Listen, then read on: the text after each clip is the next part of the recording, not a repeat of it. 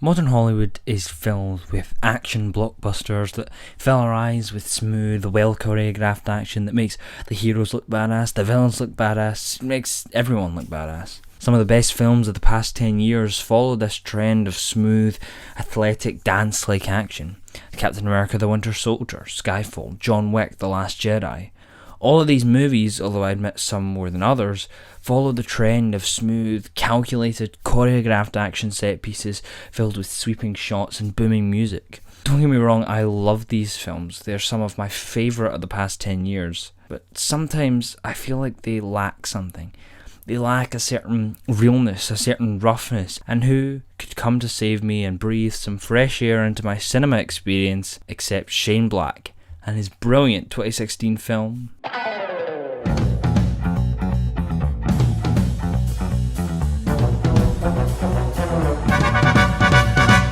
The Nice Guys is the most recent film that showcases Shane Black doing what Shane Black does best.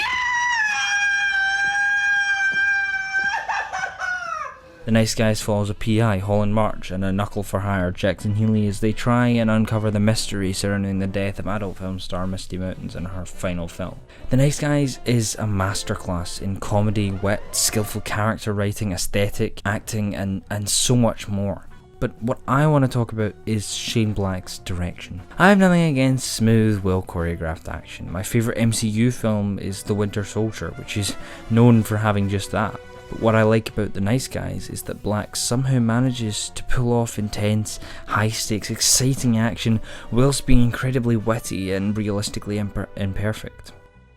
It's well established in the film that neither March or to an extent Healy are the most proficient in two-sided combat. It shows. Throughout the film, the two are constantly making mistakes in a fight. The very first aggressive thing we see March do, breaking into a bar, he fails at, cutting his wrist open on the glass and nearly bleeding to death. This defines what I'm going to call The Nice Guys' sloppy action. Not sloppy in the sense that it's poorly executed. The action is executed exactly the way Black wants it, in the sense that the action is realistic in its faults. March is not a perfect, flawless action hero, he's just a damn good PI.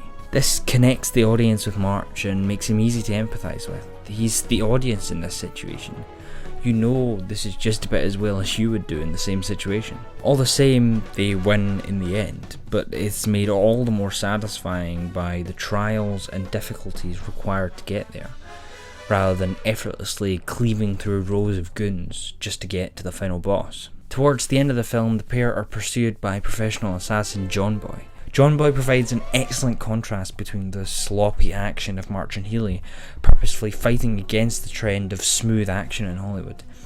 It's also important to note that The Nice Guys is not just a sloppy action film. It's one of the funniest, most endearing, and most brilliant character-driven stories to come out of Shane Black. Something he's not really repeated since then.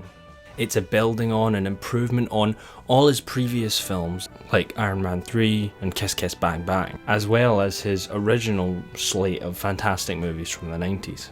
The two lead cast members, despite appearing at first like an unlikely pick, proved to be fantastic and really make the film in a way that just wouldn't work without them.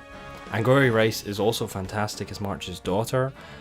She doesn't get much of a look in the majority of this video, but she really is the emotional core of the film, and I don't think the film would work quite as well without her. The Nice Guys is a fantastic example of how to make a refreshing, thought-provoking and witty movie when mainstream movies are getting quippier and quippier, meaningless and repetitively following the trend of effortless action sequences. My name's Matthew, and this is For the Love of Film.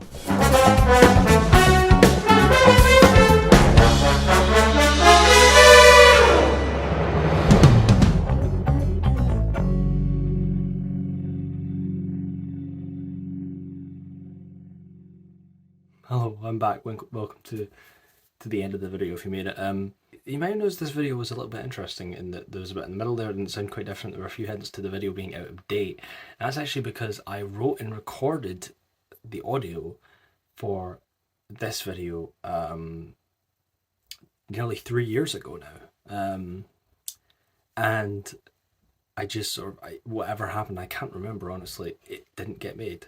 So I just thought I really wanted to make a video for the channel now anyway, So I took that video that I'd already sort of written and come up with, because at the moment I can't really find anything I'm particularly invested in to write about. At least nothing that's coherent. We could get back to that if you want to at some point. So I basically made that video that I had the audio for from 3 years ago. So I hope you enjoyed it. And hopefully we'll see you with more new videos soon.